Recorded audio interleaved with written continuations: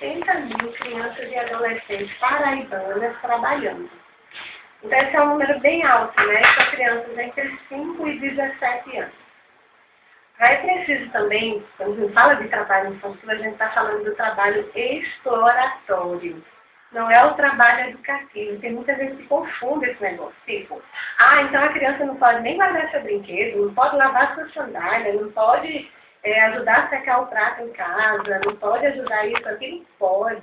Isso é educação, isso é transmissão de responsabilidade. A criança também aprende.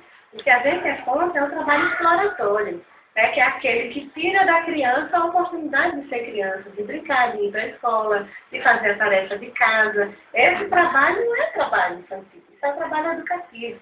Agora, claro, se a criança faz isso sozinha, vamos dizer, toda manhã ela tem que acordar para ligar o fogo, esquentar água, fazer café, fazer não sei o quê, aí sim, é um trabalho de risco, mesmo sendo dentro de casa, né, que a criança precisa estar acompanhada do adulto.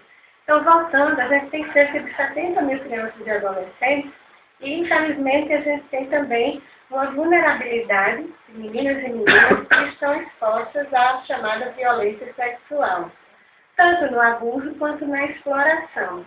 Né? O abuso é aquele ato que não tem necessariamente um pagamento, né? Uma troca, né? Ali direta, e a exploração é quando há algum tipo de troca, né? E isso é muito prejudicial, está dentro das piores formas do trabalho infantil, assim como o trabalho em lixão, assim como o trabalho de frete na feira, né? E a gente precisa pensar qual de nossas atitudes, e esse é o nosso trabalho educativo, com os familiares dessas crianças de comunidades, como é o caso da comunidade do Rocha, do Varadouro, e a gente reflete com eles quais são as outras opções que a gente tem para nossas crianças, sem deixá-las expostas ao perigo da violência do modo geral e da violência sexual ainda por cima. Infelizmente, é constatado que o abuso ele acontece dentro de casa ou no seu entorno por um adulto que a criança confia e que às vezes a família da criança também confia. Então, assim, ele acontece com alguém, vamos dizer, do convívio, né? Então, aquele que deveria proteger, violenta. Imagina isso na cabeça de uma criança, né? Essa pessoa gosta de mim ou essa pessoa me odeia? Às vezes a criança nem percebe direito que está sendo vítima da violência, porque ela ainda, dependendo da idade, né, e acontece muito abuso mesmo ali pelos 5 anos, com a idade da educação da primeira infância, que a gente chama primeira infância, e a criança nem consegue muito entender, né, que ela está sendo vítima de uma violência sexual. E esses traumas ficam por toda a vida. É preciso que a gente pense, no trabalho infantil de modo geral, quais são as nossas atitudes que podem ser vistas como de parar essa violência. Então, não adquirir produtos de crianças e adolescentes, por exemplo. Né? Porque se eu vou comprar uma bala, por que eu não compro no fiteiro ou no adulto? Por que eu compro a criança? Isso faz cortar o ciclo? Não, mas inibe. Né, vai inibir. Se cada vez menos gente compra produtos de criança, então as crianças vão ser menos usadas para venda, por exemplo. Né?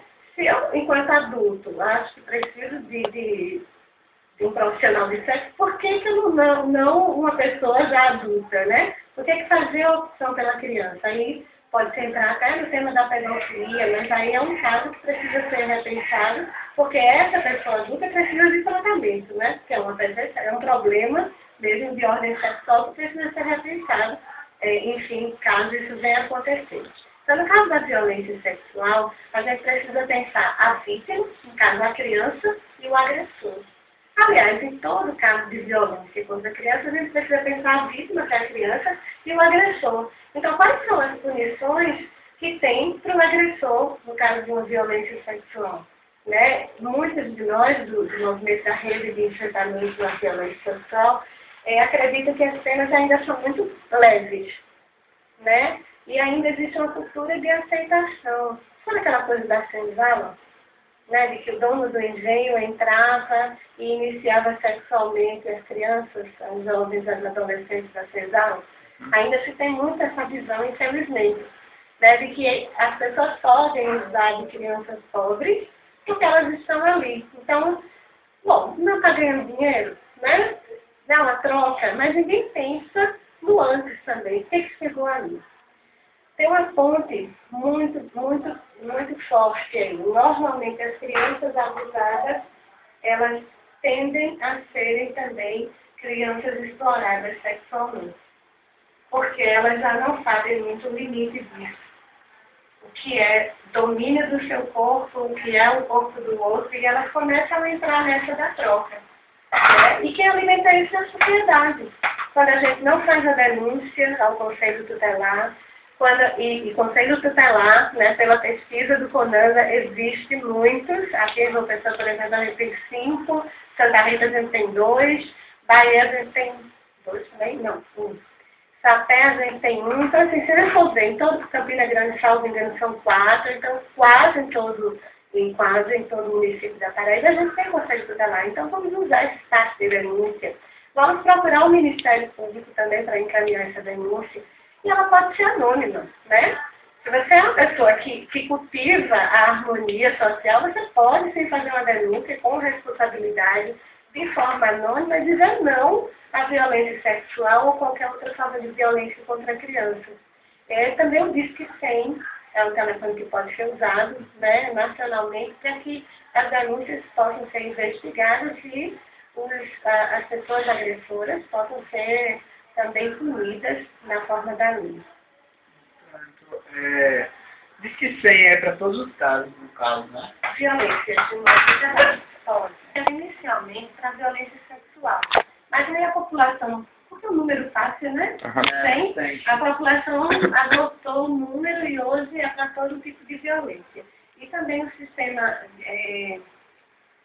com a organização do CREAS, que é o Centro de Referência Especializado na questão da violência, então esse número, o CREAS, ele aumentou, ele começa mais com a vítima de violência sexual, mas hoje ele também atende outros tipos de violência, então o 100 pode ser para qualquer tipo de violência contra a criança. Obrigado.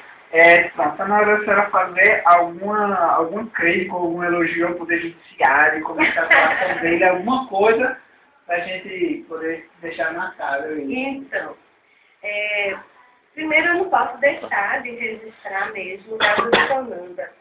Quando ele diz que a gente tem poucas varas da infância, a gente tem poucos ministérios públicos, curadorias da infância. Né? Isso é um fato. E isso é preciso pensar nessa disciplina que vocês estão trabalhando agora, porque vocês que serão futuros juristas, né, estão aí nessa batalha, é preciso pensar que essa é uma área do direito, né, que precisa ser melhor contemplada. Por quê? A gente tem boas pessoas? Tem. Não tem bons juízes e promotores? Tem, mas a gente tem poucos. Assim, então é preciso que essa área seja melhor trabalhada e pensada de modo geral. A gente tem iniciativas muito interessantes do juizado e da promotoria, exemplo aqui de João Pessoa, né, mais perto da população e ouvindo os grupos, tipo a REMAR, o Fórum DCA, o Conselho Estadual de Direitos, a REDEX, o FEPET, são muitas siglas, né? Mas depois vocês podem pegar aí mais detalhes sobre elas. Então, e quando o juizado e a promotoria se aproximam dessa população, então eles têm elementos significativos para a sua ação, né? E isso também é uma conquista do Estatuto. Né? O juiz ele não fica isolado, ele deve estar trabalhando dentro do sistema de garantia de direitos. O que é uma conquista, muitas vezes, a depender da personalidade do juiz, pode não significar muito, né? Porque, de repente, é uma pessoa que não tem esse traquejo de trabalho social. Mas a gente tem aqui umas experiências muito significativas em que a gente tem contado, né, com o juizado e a promotoria em N questões. Tipo bullying, tipo plano de convivência familiar e comunitária, sobre a questão dos abrigos de João Pessoa. Né? Então tem tido uma experiência muito boa dessa troca em que a sociedade civil e o judiciário têm buscado caminhos. Né? Então, acho que isso é uma área que tende a crescer, é um diálogo que com certeza vai ser cada vez mais frutífero, né? Quando a gente pode chegar juntos, né, e dizer, olha, lá no chão da comunidade do Roger tem acontecido tal problema E é preciso que vocês também pensem isso, né? O Conselho Tutelar tem atuado, mas está faltando, e aí, por exemplo, a questão da drogadição, né, que é algo que precisa ser melhor enfrentado enquanto município de João Pessoa, enquanto Paraíba e enquanto Brasil mesmo, né? Então, assim, o que é que a gente vai fazer junto quando os meninos vão ser iniciados, meninos vão ser iniciados muito cedo no uso da droga, né? Quais os centros de desintoxicação? E hoje isso já é uma preocupação também do Judiciário e do Ministério Público. Então, acho que é um trabalho dentro de uma rede, de um sistema que se interliga, né, Conselho Tutelar, Conselho da Criança, ONG, como Casa Pequeno Brasil e outras, Ministério Público, Judiciário. É um sistema integrado mesmo, um sistema de garantia de direitos, integrado, que vai dando novas respostas a essa lacuna de 21 anos. Desde a Constituição, aliás, desde o Estatuto de 21 anos e a Constituição 23, né? Então, assim, que vai integrando e vai dizer como fazer essa eficácia jurídica se tornar eficácia social. Refletir no dia a dia da vida de todas as crianças e adolescentes, não de algumas. Tá? Eu acho